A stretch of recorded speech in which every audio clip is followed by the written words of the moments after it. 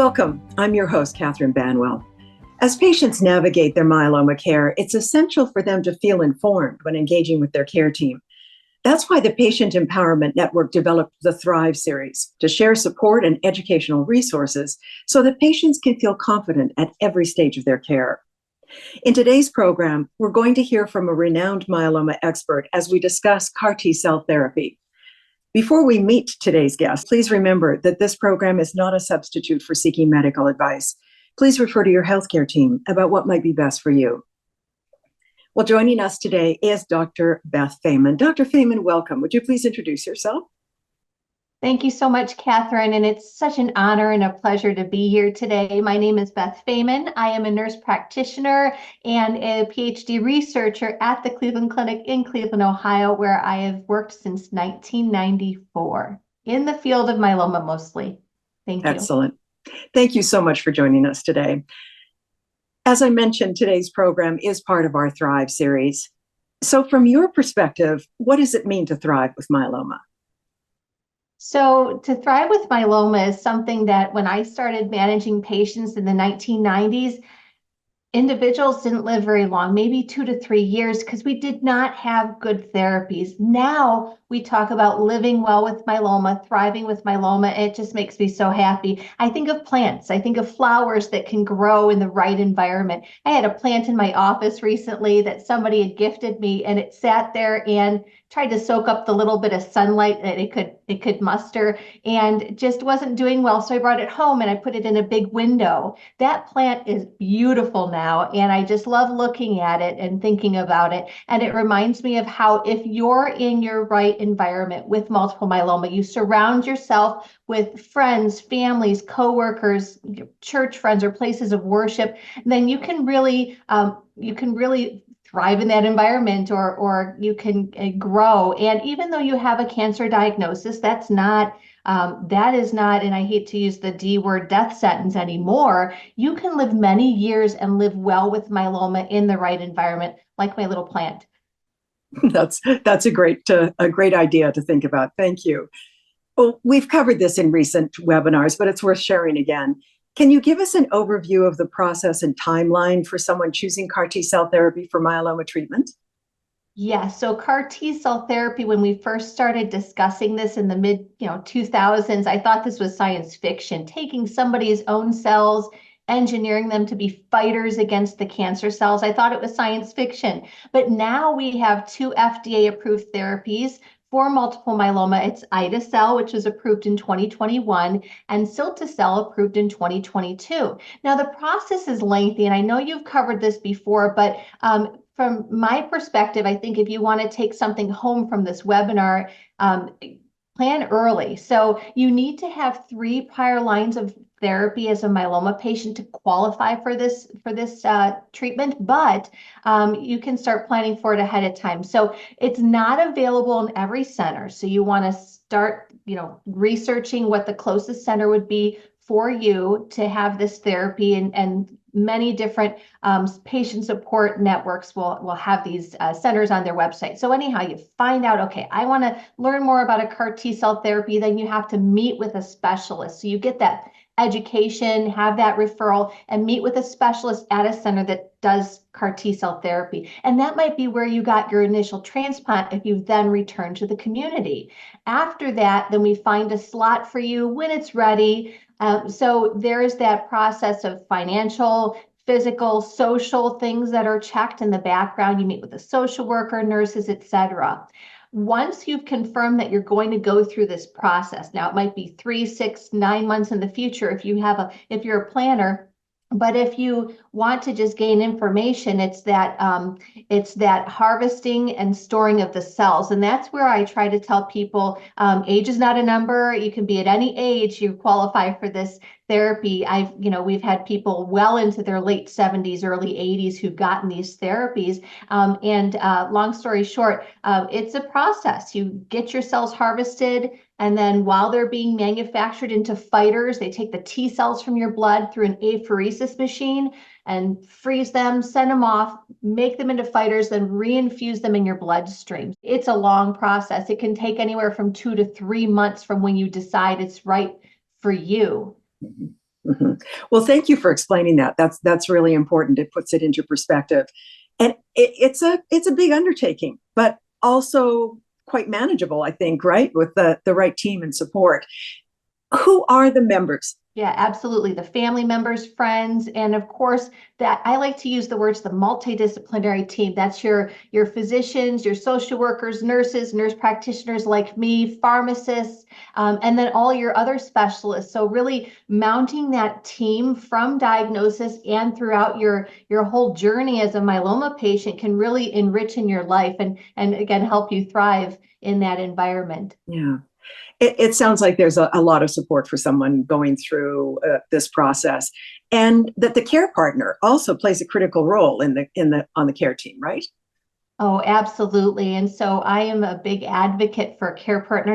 Not everybody has a caregiver. So it can be a formal caregiver, somebody, spouse, daughter, son, significant other, or it can be an informal caregiver. So I've had patients that, because you need to have a care partner to qualify for CAR T cell therapy, because patients need to be monitored for about 30 days afterwards. And so that might be pulling in friends from your place of worship, people from the community, and then also people from the cancer center. Some of the larger centers that do the CAR T cell therapy have a network set up where you get this list of people that have volunteered to, drive you to appointments or maybe arrange for Uber help, to drive you back and forth. And I'm not plugging Uber or Lyft, but a ride share company. And so finding out those resources can help anyone, just about anyone, access these CAR T cell therapies because you can have a long-term remission. Think about somebody who's been through treatment A, B, C, or D, and then now, gosh, maybe my life is going to be shortened. Not necessarily. If this is the right recipe to control their myeloma, then they can get 11, 24 months off of everything, just antibiotics and being monitored. And so it puts them at a position where if you can get the care partner, get a care team to support you, then you can have access to a potentially life extending with good quality of life therapy. Yeah. I'm sure many of our viewers today are wondering who the therapy is right for and when is it most appropriate in the course of myeloma. Could you address that? Yeah, absolutely. So currently, you have to have had 3 prior lines of therapy with drugs such as a CD38, which is a daratumumab is the name of a medication. You have to have a drug such as lenalidomide, as well as a drug like bortezomib. And you've had to have had 3 lines of therapy. So that's how you can access the therapy. But if you're willing to participate in a well-designed clinical trial, there are studies with CAR T cell therapy earlier on. So one of the things that we're advocating in the myeloma world is clinical trials. We haven't gotten to where we are in 2024 with the advances in science, the advances in living longer and living well with myeloma without the brave people before us that have participated in clinical trials. So people who it's right for would be if they qualify for a clinical trial before their 3rd or 4th line of therapy, or if they've had 3 or 4 prior lines of therapy. Yeah. And there's other points to that, which I'm sure we'll talk about later on. In your opinion, what are 3 key considerations that myeloma patients and care partners should think about related to the CAR T cell therapy approach? Oh gosh. Well, I would like to say I always, when you're selecting a therapy, think of the physical, the financial, and the social implications of that therapy. So physically, is the medication too strong for you? Are you too weak to take it? Or is it just right for you? So finding the right medication for the right patient at the right dose at the right time. So the physical component, the financial component is also very important. So maybe your insurance now won't cover it, but then there's open enrollment in Medicare towards the end of the year, or you can find financial support reimbursement through many of our generous organizations that will provide grants for certain medications. And then the social, do you have a care partner? As we discussed, the importance of being monitored for 30 days. If you don't have a formal care partner, is there some system that we can help support you through so that you can have the different supports throughout? But it's not only that beginning part where you're gaining the information, and I think of it like a timeline. the beginning part, you're thinking about and gathering information, to the in that process of getting your cells back because of the side effects, which I think have been talked about in a prior webinar, and then the post monitoring where you go back to your community, take antibiotics, antiviral medications, et cetera, to keep you living well longer. So it's a process. Well, it's great advice, Dr. Faiman. Thank you. And I'd also like to add that if you're considering CAR T cell therapy, the Patient Empowerment Network has a wealth of information on this topic, including resource guides and interviews with experts like Dr. Faiman. And you can find those at powerfulpatients.org/myeloma. So, Dr. Faiman, when a patient is talking with their care team about CAR T cell therapy, what questions should they be asking to help determine if CAR T is even right for them?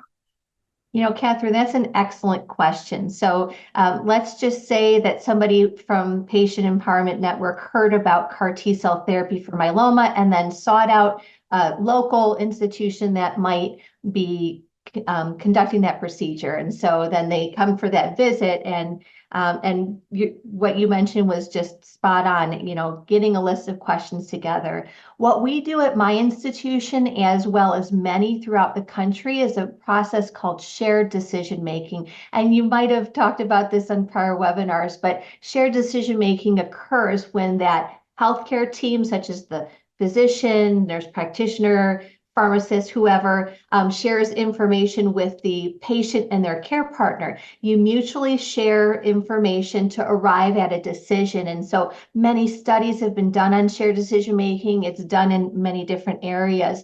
And so through that sharing of information, you might think of different questions.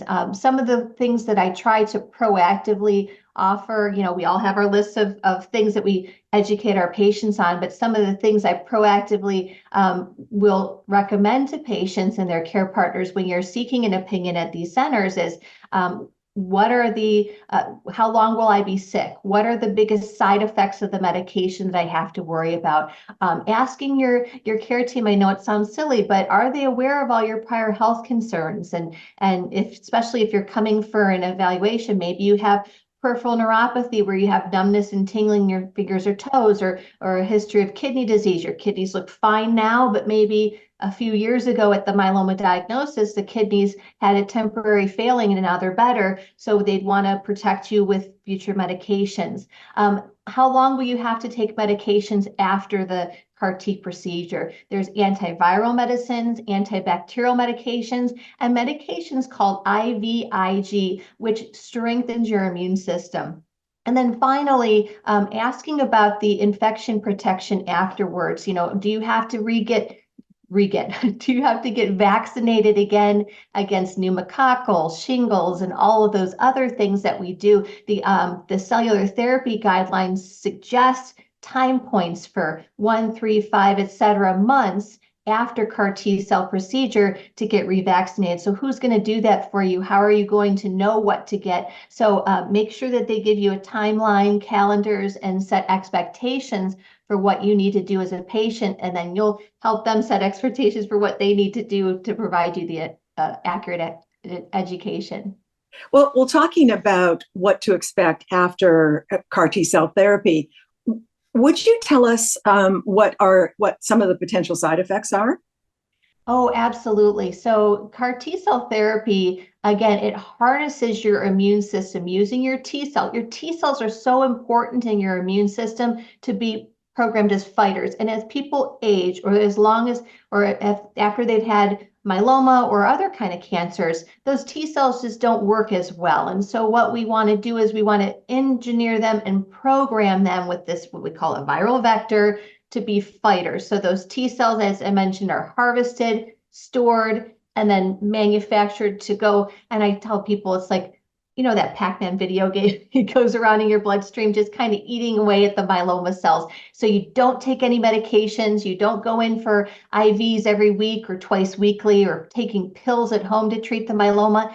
It's what we consider a one and done thing. So if it works for you, it can keep you in remission for quite some time. But if it doesn't work, then there still are other therapies down the road.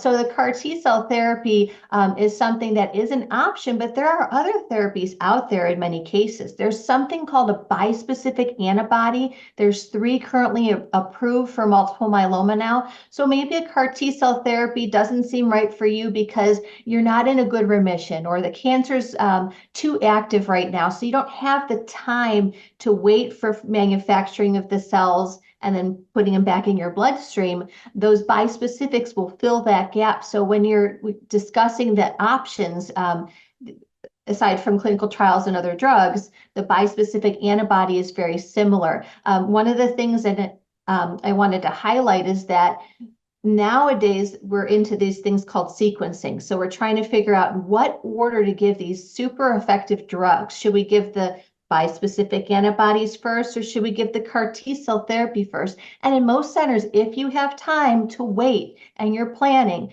the CAR T-cell therapy is right for most people, and then the bispecifics would come later. Right.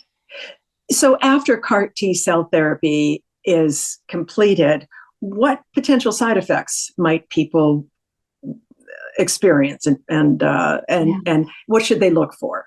So absolutely. So I think of things as in short-term and long-term side effects. So the short-term, you're going to be admitted to the hospital, and you have a risk for, when we give those T cells back, that cytokine release syndrome, or it's abbreviated CRS, where your body's immune system's fighting. And I tell folks it's kind of like if you got a vaccine for flu vaccine or pneumonia and you had a reaction, it's just way worse. So you can get a high fever is the big first sign of this CRS, and usually the providers will jump in with giving you a medication called tocilizumab, or a similar drug that blocks IL-6, which is a chemical that is triggered when we get the CRS, and then it stops those symptoms. And so most of us know how to do that, and will approve your insurance to get access to that tocilizumab or similar drug when we approve your CAR T-cell therapy. So that CRS can get you really, really sick. You can get low oxygen levels in your blood.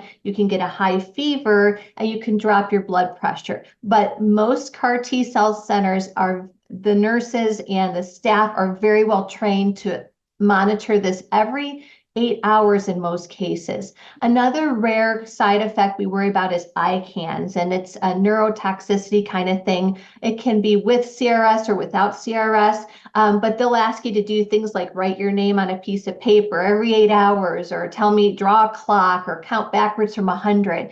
And so if you have any deviation, even minor, from what you reported back beforehand, then we worry about neurotoxicity. Now that's short term, but that's the reason why you can't drive a car for 30 days, is because it can be delayed. The CRS can start with the one thing, the ide-cel usually occurs within 1 day. So most people are admitted to the hospital for that CAR T-cell therapy. The cilta-cel, it onsets about 7 days. So some people get the cilta-cel outpatient and then are monitored daily, whether in person or through virtual telehealth kind of a monitoring. But at any rate, those are the short term. Long term, we worry about low blood counts, maybe for the first month afterwards, and then those will come back to normal. And then we worry about infection. So I mentioned the antibacterial, antiviral, which is usually a medicine called acyclovir, which most myeloma patients will have been on anyhow.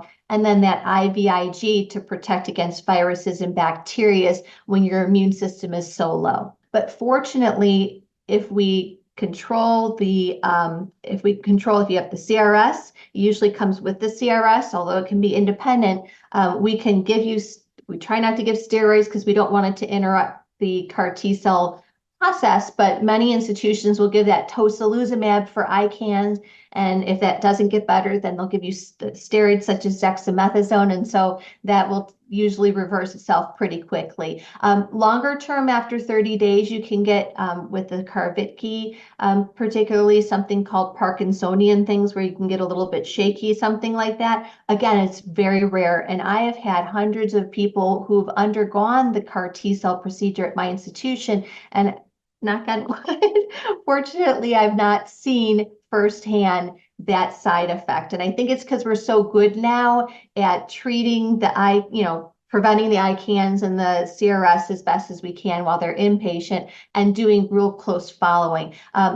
One other thing I want to note is if somebody who's watching this does go in the hospital for any reason, get up and walk around and stay strong as well as you can during the procedure. You might be bored if you're in the hospital anyhow, but try to stay as strong as you can in the hospital. It'll help your post recovery for sure.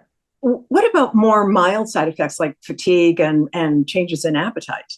Absolutely. So the fatigue and the changes in appetite are generally mild for most, but I see it in my experience. If your myeloma is acting up really quickly, if you're having a rapid disease progression, the medications that we give you to control the myeloma during this bridging therapy phase might cause some more of that as well, not necessarily the CAR T cell process. But think about it, we're using your own cells engineered to be fighters. And so that first month or two is probably when you're going to be the most tired as your body is being programmed to fight against the myeloma cells. That fatigue tends to get better. And as I mentioned just a moment earlier, the importance of just walking around in the halls, getting out of bed when you're in the hospital, that can really help your post-recovery. It doesn't seem like much, but there have been many studies about how muscle mass declines, energy declines when you're hospitalized, and we want you to be as strong as you can and thrive as much as you can for when you're out. You can then do the things you want to do at a quicker pace. Right. That's great advice. Beyond monitoring of any issues, what can someone expect related to returning to life as they knew it before the diagnosis? Is there a timeline for resuming lifestyle and activity? Yeah, so I should say because from my perspective, I am a real strong advocate I tell people, do what you feel like you can physically do. We know that myeloma can affect the bones and put your bones at risk for breaking. And so we give you medicines to protect it. So I do put some restrictions, however, on physical activity in terms of I don't want you to bench press 40 pounds or 20 pounds in most cases. And depending on what the bones look like on x-ray, I'll even restrict it to about 5 to 10 pounds. If you think about it, that's like a bag of potatoes. So you don't want to put too many restrictions on, and it's not everybody, but talk to your healthcare provider about what your specific restrictions are with physical activity. Because I don't really put any restrictions on, but I encourage things like riding a bike, especially a stationary bike in your own home, so that if you fall off, hopefully you won't fall off a stationary bike, but if you injure yourself, then you're able to be in a place that somebody can help you. But riding a bike, also exercising in water. Water therapy is a great weight-bearing exercise, and there are times of day where you can go where like the YMCA, YWCAs aren't as busy, or community centers, and so you're less at risk for bacterial or other illnesses. But during that first month, I try to limit their exposure to people because you're at risk for the different viruses that are all over the place, the bacterial infections. So that first month is the critical period where I try to say, okay, try to lay low. Let's get you through this period. Your immune system will start getting stronger on itself, on its own after this period. And then that month 2, you start feeling like doing more. You go to the grocery store, you maybe go to eat out at a restaurant, but pick a time of day that's less busy. So, go for an early dinner. There's no shame in eating at 5 p.m. if you want to go out and then get a table in the corner with your own wipes. And so that's where your immune system's getting stronger. And then by month 3, I think most people will feel much, much better, much, much stronger. And if you can kind of keep moving throughout this whole time, then you'll be stronger on the way out. Dr. Faiman, from what you've described, undergoing CAR T cell therapy can be a very intense process. Why would someone consider this option over another myeloma treatment option? Yeah, so the CAR T cell therapies have really transformed myeloma, in my opinion. When we first started using CAR T cell therapies, there was a long wait list because people who had had 3, 5, 7, 10, 12 prior therapies, they had very few other options. So we had to ethically assign scores to people as to who we'd get 1 or 2 slots a month, and then we'd have 80 some people on this list. And we're thinking, how do we allocate who's going to get this therapy? And it's because you can have a nice long remission off of all therapy. It's a great option for most people. Again, I would hope that we can get this moved further into the disease trajectory. There are actually 2 studies. One was the KARMA study. It was published in the New England Journal of Medicine in 2023, early part of 2023. And it showed that when people get this therapy earlier, the ide-cel first, you can have a longer remission. So we're talking about 3, 4, 5 or more prior lines of therapy. You can get about 11 months with the ide-cel. You can even get a longer remission off of all therapy if we move it earlier. Same with cilta-cel. We had studies and different cohorts, and you can be in a long remission. So think of somebody who's, myeloma is incurable. It's very treatable, but it's incurable for most. And so you go from the expectation of staying on treatment until disease progression, much like other chronic conditions like diabetes. We don't stop medicine for diabetes or high blood pressure. And it's the same with myeloma and many of the cancers that we treat these days. And so a CAR T-cell therapy will give patients the option of having that disease-free interval where you can go and travel the world. I have patients that have bought RVs after their CAR T-cell therapy, and then now they're, going around the world, well, not the world, but around the United States. The country and just really enjoying life and taking that time off and being realistic, though, knowing that we have to do blood work every month to make sure the myeloma is still in remission, because it can come back, but at least it's sleeping for right now. So you can go out and enjoy your life and take those trips and enjoy the little things and the big things. Yeah. Well, thank you for that advice. I'd like to get to a few audience questions that were sent in prior to the program. Alice asks, can you share more information about T-cell collection? A recent webinar mentioned that myeloma must be in good control. Can you share specifics about the bridging therapy prior to infusion? Yes. So again, the process is a lengthy process, as we mentioned before, but for the actual T-cell collection, we will have approved you to get the therapy. Financially, we've cleared you. Socially, you've gotten your support systems, and now we're getting those cells out. We use a medication process called apheresis, where a temporary catheter is placed under the skin, and it separates your white blood cells and then returns the red blood cells and plasma back into the blood, and it sorts out those T cells. The process itself, you're on the machine for anywhere for 2-3 hours. Hopefully it'll just be 1 day's time, and then they'll manufacture those cells. So during that period where we've put your cells, send them away to wherever's going to be doing the manufacturing, you're going to need to get a treatment that's going to keep you in remission from the myeloma, and it's not going to prevent you from getting those cells safely back. So we don't want anything that's too toxic for most people. So what we're doing now is we have that information that early on is better for myeloma to get these treatments. And so the hope is that bridging therapy won't be as common of a thing anymore, because now we're selecting people that the myeloma is just starting to act up. Let's get those cells out, send them off, so we don't have to do bridging therapy. We can just kind of keep you in, add a medication or take away another medication to keep you in remission. So that's the goal of bridging therapy. What's that bridge to get your cells back? And for some people, it might be a chemotherapy type of a thing. But for other people, it's just trying to get you that CAR T cell collection and manufacturing, so we don't really have to change everything all up. And we've been very fortunate now that the wait lists have cleared in most institutions. CAR T-cell is available at more centers across the country, and so we don't have that backlog. And so fortunately, bridging therapy will hopefully be a little bit less of a thing. We have another question, this one from Rita. What kind of monitoring takes place in the months following CAR T-cell therapy, and what kinds of medicines are required afterward?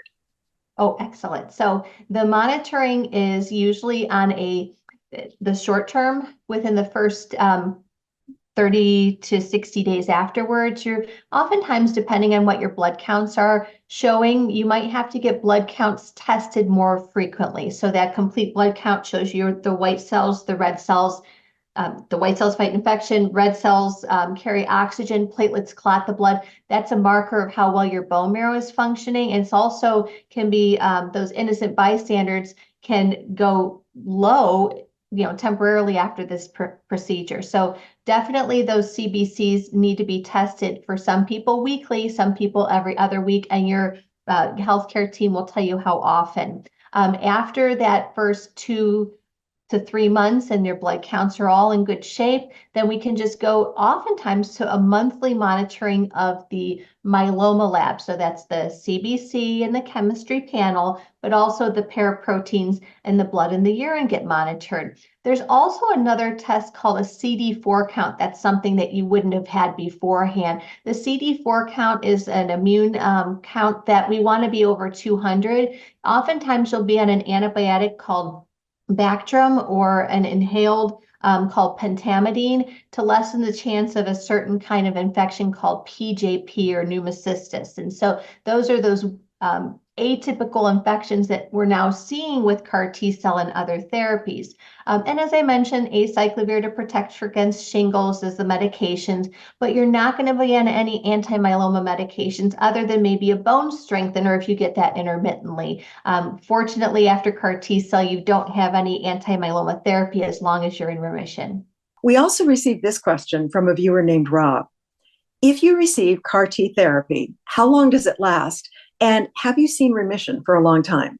So I'd like to tell Rob that I've seen a little bit of a remission and I've seen long time remissions. And unfortunately, it goes back to the biology of the disease.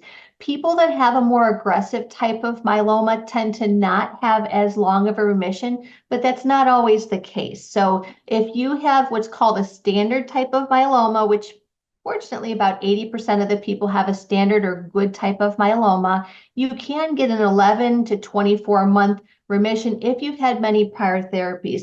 Now, if we're moving the CAR T earlier lines of therapy, as in those two studies that I briefly mentioned, with the ide-cel and the cilta-cel studies that are moving it to 1 to 3 prior lines of therapy, people are getting longer remissions. Unfortunately, I do not have a crystal ball. I can look at your disease genetics, I can look at how deep your remission status is, and I can generally predict based on other studies how long of a remission you might get, but it's not a guarantee. What works for one person might not work for the other, so you take it with a grain of salt. We just say, gosh, this is a great therapy. We need to offer it to you while we have that window of opportunity. You're in a good remission. We have a slot for you. We're going to pick the best product for you. Let's give you this option. You might be one of those exceptional responders that are in remission for several years, which I do have people that have been in remission several years, fortunately.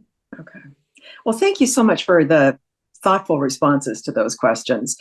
As we close out today's program, can you talk about some of the ongoing research in CAR T-cell therapy and what you're excited about? Oh my gosh, I am so excited about CAR T-cell therapy research. There are these, what we call CRISPR gene-edited technology, which is really kind of personalizing the treatment in CAR T. There's what we call an off-the-shelf approach, where we don't have to manufacture one's T cells to be a fighter. And so these CAR T-cell therapies are the kinds of clinical studies where if you are in a position where you want to hopefully get an earlier access to a great therapy, this CRISPR edited caribou is what it's called, that we have at my institution, that might be right for you. There's also the different targets. So for example, the ide-cel and the cilta-cel target this called BCMA or B-cell maturation antigen. Basically, the BCMA is expressed mostly on cancer cells and less so on healthy cells. And so that's what the target is for these current CAR Ts. We have different targets. So what does that mean for you? If you've had a CAR T-cell therapy against BCMA or a bispecific against BCMA, now we have these different targets. So that gives you other options for remission status. So if if you can, I am a big, strong advocate for clinical trials. Like I said, it's getting better access. You have a healthcare team. There's so much stigma associated with clinical trials, but every single person is a candidate for some sort of a trial or another. So talk to your healthcare team. We can go to clinicaltrials.gov, and then all the patient care organizations. International Myeloma Foundation, Multiple Myeloma Research Foundation has access to clinical trial information as well for patients. So yes, lots of good things, new targets, off the shelf, so you don't have to manufacture. And so that represents new treatment options for many patients. Dr. Faiman, thank you so much for taking the time to join us today. My pleasure. Thank you for having me. And thank you to all of our collaborators. To learn more about myeloma and to access tools to help you become a more proactive patient, visit powerfulpatients.org. I'm Catherine Banwell. Thanks for being with us.